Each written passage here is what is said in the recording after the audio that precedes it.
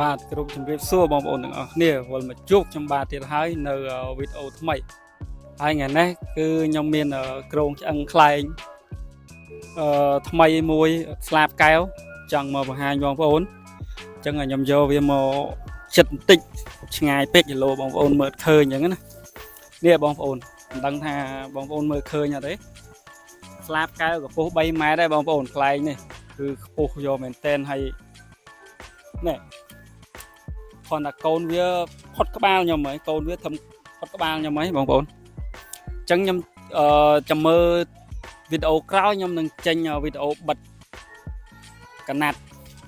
ហើយខ្ញុំបិទកណាត់ពណ៌ទឹកក្រូចបងប្អូនកណាត់ខ្ញុំទិញមកហើយអញ្ចឹងបងប្អូនចាំតាមដានទាំងអស់គ្នាថាបិទហើយវាសង្ហាវាអែមប៉ុណ្ណាបងប្អូនអរគុណច្រើនបងប្អូនចាំមើលវីដេអូ highlight វាបន្តិចទៅ